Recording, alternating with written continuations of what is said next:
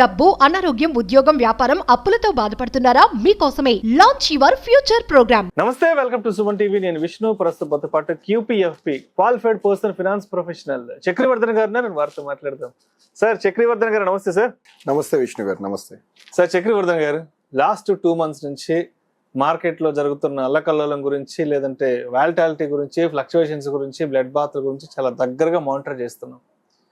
So already ఇన్వెస్ట్మెంట్స్లో ఉన్న వాళ్ళు ఏం ఆలోచిస్తున్నారంటే, మార్కెట్ వాలటాలిటీలో ఉంది కదా, మరి మన మ్యూచువల్ ఫండ్ ఇన్వెస్ట్మెంట్ అమౌంట్ని రెడెంప్షన్ కొట్టేద్దామా అంటూ వాళ్ళు ఆ విధంగా ఆలోచిస్తున్నారు.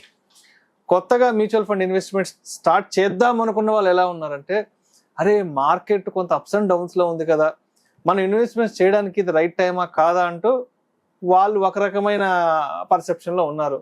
కాబట్టి మార్కెట్ ఎలా ఉన్నా సరే మ్యూచువల్ ఫండ్ ఇన్వెస్ట్మెంట్స్కి సంబంధించి మన థాట్ ప్రాసెస్ అనేది, మన డెసిషన్ మేకింగ్ అనేది ఎలా ఉండాలి అంటే మార్కెట్ అప్ ఉన్నా సరే, మార్కెట్ డౌన్ ఉన్నా సరే, మ్యూచువల్ ఫండ్ ఇండస్ట్రీ విషయానికి వచ్చేటప్పటికి మన ఆలోచన ధోరణి ఎలా ఉండాలి అంటారు? అసలు ఇది కరెక్ట్ టైం విష్ణు గారు, కరెక్ట్ క్వశ్చన్ ఇది. మీరు అన్నట్లే మార్కెట్ లో ఇన్వెస్ట్మెంట్స్ అంటే లాస్ట్ 2-3 years మార్కెట్ ఎక్సెప్షన్, అంటే చాలా రిటర్న్స్ చూసారు. 50%, అంటే చాలా మంది మా క్లయింట్స్ కూడా ఇప్పుడు 18% ఆర్ 12%, 13%, 15% రిటర్న్స్, కాంపౌండింగ్ అవన్నీ చెప్తే పట్టించుకోవట్లా. ఏంటండి ఏ పిచ్చి ఫండ్స్ లో పెట్టిన మ్యూచువల్ ఫండ్స్ 30%, 50% ఇస్తున్నాయి రిటర్న్స్ అంటే రియాలిటీకి దగ్గర లేవు మార్కెట్స్. వాల్యుయేషన్స్, లిక్విడిటీ కూడా అలాగే ఉంది మార్కెట్ లో. మార్కెట్స్ అలా పెరిగిపోయాయి. మార్కెట్స్ కరెక్ట్ అవటం అనేది మార్కెట్ నేచర్ అండి. అంటే కరెక్షన్స్ డెఫినెట్ గా మార్కెట్ లో ఉంటాయి. మార్కెట్ లో ఎప్పుడు స్ట్రైట్ లైన్ మన FD లో రిటర్న్స్ వచ్చినట్టు రావు. అంటే మీరు FD ఫిక్స్డ్ 6% ఆర్ 7%, దాంట్లో మీ టాక్సేషన్ పోయిన తర్వాత అది ఫిక్స్డ్ అది. కానీ మార్కెట్స్ లో ఏంటంటే మీరు చూస్తే షార్ట్ టర్మ్ లో, మీరు మార్కెట్ లో 10 years గ్రాఫ్ తీసుకోండి, అప్ కనిపిస్తుంది స్ట్రైట్ గా లైన్. దాన్ని మీరు 1 year, 6 months, 3 months తీసుకోండి, ECG గ్రాఫ్. ECG లాగా ఉండాలి మార్కెట్ గ్రాఫ్ కూడా ఎప్పుడైనా కూడా. ఎస్ అంటే మీరు ఒక రియల్ ఎస్టేట్, మీ ల్యాండ్ ఉంది, నోషనల్ గా మీరు ఇన్వెస్ట్ చేసి వదిలేశారు. మీరు దాన్ని ఎవ్రీడే మార్కెట్ లో మీకు కనపడుతున్నట్టు దాని వాల్యూస్ రియలిస్టిక్ గా, డిజిటల్ గా, అంటే మీరు ఇక్కడ ఇన్వెస్ట్ చేసి డిజిటల్ గా చూసుకోగలుగుతున్నారు. మీ ఫోన్ లో, మీ యాప్ లో చూసుకోగలుగుతున్నారు. రియల్ ఎస్టేట్ లో కూడా మీరు ఇన్వెస్ట్ చేసిన ప్రతి రూపాయి వాల్యూ ఆ ఫ్లక్చుయేషన్ ఏ రోజుకి ఆ రోజు కనుక మీరు చూడగలిగితే చాలా మందికి హార్ట్ అటాక్స్ వస్తాయి. అంటే ఇది ఇక్కడ మీరు రిడెంప్షన్ చేస్తే లిక్విడిటీ రెండో రోజు, మీకు అది సేల్ చేయాలంటే ఇమీడియట్ లిక్విడ్ చేయాలంటే మీరు ఉన్న వాల్యూ కంటే తక్కువ అమ్మాలి డిమాండ్ లేనప్పుడు. సో దీని లాంగ్ టర్మ్ గానే చూడాలి. ఇప్పుడు మార్కెట్, మీరు కరెక్ట్ క్వశ్చన్ అడిగారు, ఫ్లక్చుయేషన్స్ లో ఉన్నప్పుడు ఆల్రెడీ ఇన్వెస్టర్స్ ఏం చేయాలి అని. ఒకటి, వీళ్ళు they should continue with their investments అండి. ఇన్ఫాక్ట్ ఇది right time to invest more. అంటే ఆల్రెడీ లాంగ్ టర్మ్ గోల్స్ ఉన్న వాళ్ళు కొంచెం వాల్యుయేషన్స్ ఎక్కువ ఉన్నప్పుడు స్టార్ట్ చేసి ఉంటారు, వాళ్ళ సిప్స్ కూడా రన్ అవుతుంటాయి. అంటే మనం ఒక 5%, 4% మార్కెట్ కరెక్షన్ చూసి కూడా చాలా కాలం అవుతుంది. సో ఇది రీజనబుల్ హెల్దీ కరెక్షన్. దీంట్లో మనం ఒకటి అబ్జర్వ్ చేస్తే అండి, June 30, 2024 కి mutual fund industry AUM, asset under management అంటారు, అది 61.16 lakh crores అయింది. అంటే ఇది ఒక 10 years మనం యావరేజ్ తీసుకుంటే 10 years లో 6-fold అయింది.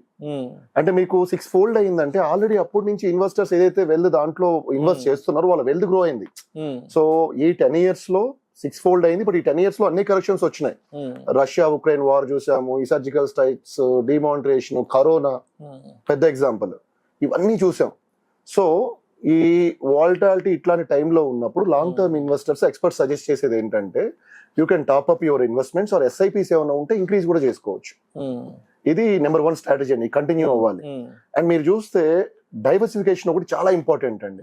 ఒకటే కేటగిరీలో పెట్టినప్పుడు ఏమవుతుందంటే, సైక్లికల్ గా ఒకసారి వాల్యూ అండ్ మీకు క్వాలిటీ అంటారు. మ్యూచువల్ ఫండ్స్ ఏం చేస్తాయంటే, వాల్యూ స్ట్రాటజీస్, స్టాక్స్ మనకి చీప్ గా ట్రేడ్ అయ్యాయి. అండ్ క్వాలిటీ స్టాక్స్ క్వాలిటీ ఉంటుంది బట్ కొంచెం ఎక్స్పెన్సివ్ ఉంటాయి స్టాక్స్. సో మీరు లాస్ట్ 3 years చూస్తే వాల్యూ స్ట్రాటజీ బాగా వర్కౌట్ అయింది. అంటే మీకు 2023 అట్లా చూస్తే మీకు 62% వాల్యూ దాంట్లోనే ఉంది. రీసెంట్ గా క్వాలిటీ స్టాక్స్ అనేవి పికప్ అవడం మనకి స్టార్ట్ అయింది. అంటే మీ పోర్ట్ఫోలియోలో వాల్యూ అండ్ క్వాలిటీ ఈ రెండు కూడా ఉండేటట్టు చూసుకోవాలి, డైవర్సిఫై చేసుకోవాలి మీ పోర్ట్ఫోలియో. అంటే మీకు కేటగిరీస్ కూడా, multi cap as a category, నేను ఒక మ్యూచువల్ ఫండ్ కంపెనీ ప్రోడక్ట్ లేదా ఫండ్ అది ఇంత రిటర్న్స్ ఇచ్చిందని చెప్పట్లేదు. మ్యూచువల్ మల్టీ క్యాప్ అనేది ఒక కేటగిరీ. దాని 2024 లో యావరేజ్ రిటర్న్ వచ్చేసి 35.6% ఉందండి. అండ్ దాంట్లోనే లార్జ్ క్యాప్ ఫండ్స్, ఇండియాలో లార్జ్ క్యాప్ మన కంపెనీస్ లో ఇన్వెస్ట్ చేసే లార్జ్ క్యాప్ ఫండ్స్, మనకి బ్లూ చిప్ కంపెనీస్ ఇట్లాంటివి, దాని రిటర్న్ కూడా లాస్ట్ ఇయర్ 2024 లో 32% ఉంది. అండ్ మీరు చూస్తే మిడ్ క్యాప్ ఫండ్స్ 55% ఇచ్చినాయి.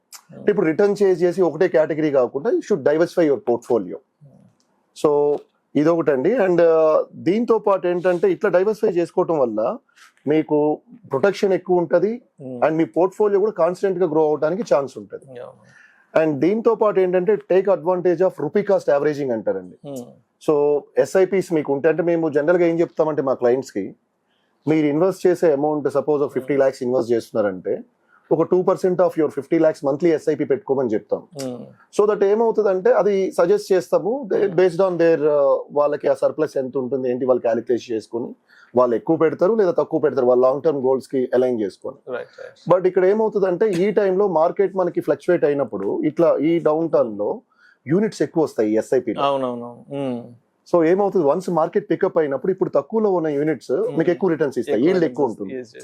So not only SIPs, cash reserves కూడా ఉంటే బెటర్ అండి. చాలా మంది mutual funds, asset management companies కూడా చాలా అమౌంట్ క్యాష్ రిజర్వ్స్ లో పెడతాయి.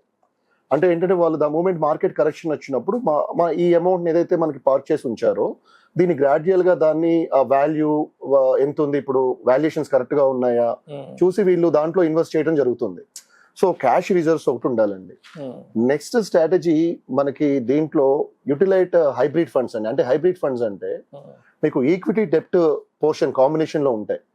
అంటే మీ పోర్ట్ఫోలియో స్టేబుల్ గా ఉంటుంది, రిస్క్ తక్కువ ఉంటుంది అండ్ రిటర్న్స్ కూడా మీకు 12% అలా వర్కౌట్ అవుతాయి దీంట్లో. ఇట్లాంటి ఫండ్స్ కూడా మీ పోర్ట్ఫోలియో ఉండటం వల్ల ఇలాంటి టైమ్స్ లో మీకు డెప్ట్ కూడా మీ దాంట్లో పోర్షన్ ఉంది కాబట్టి పోర్ట్ఫోలియో స్టెబిలిటీ అనేది ఉంటుంది. లాస్ట్ ఇయర్ లో ఈవెన్ మీకు హైబ్రిడ్ ఫండ్స్ కూడా 28% రిటర్న్స్ ఇచ్చాయండి. సో అండ్ ఇంకోటి పీరియాడికల్లీ మన పోర్ట్ఫోలియోది రీబ్యాలెన్స్ అవుతుండాలంటే, అంటే మనకి ఎప్పుడన్నా మన పోర్ట్ఫోలియోలో ఉన్న ఫండ్స్, అంటే లాస్ట్ ఇయర్ చాలా మంది స్మాల్ క్యాప్ లో కొన్ని ఫండ్స్ 70% రిటర్న్స్ ఇచ్చేసాయి. అంటే 1 year లో మీరు 1 crore పెడితే 2 crores అయిపోయింది. అంటే అది డెఫినెట్ గా కరెక్షన్ అవ్వాల్సిందే, ఓవర్ వాల్యూ అయినప్పుడు డెఫినెట్ గా కరెక్షన్ అవుతుంది. సో ఇలాంటి వాళ్ళు ఏంటంటే వాళ్ళకి ఇంకో 2 years లో ఏదైనా గోల్ వాళ్ళు రీచ్ అవుతున్నారంటే ఇలాంటి దాంట్లో ఉండే కంటే దాన్ని వాళ్ళు సేల్ చేసుకునే అసెట్స్, ఎక్స్పర్ట్ సజెస్ట్ చేసేది మీ దాంట్లో ఏవైనా ఓవర్ వాల్యూడ్ అయిపోయాయి అని అంటే యూ కెన్ ప్రాఫిట్ బుక్ చేసుకొని గోల్స్ ఇంకో 2 years లో ఉన్నాయి అంటే సేఫ్ ఫండ్స్ లోకి మూవ్ అవటం బెటర్ అని చెప్పి ఎక్స్పర్ట్స్ కూడా సజెస్ట్ చేస్తారు. రైట్.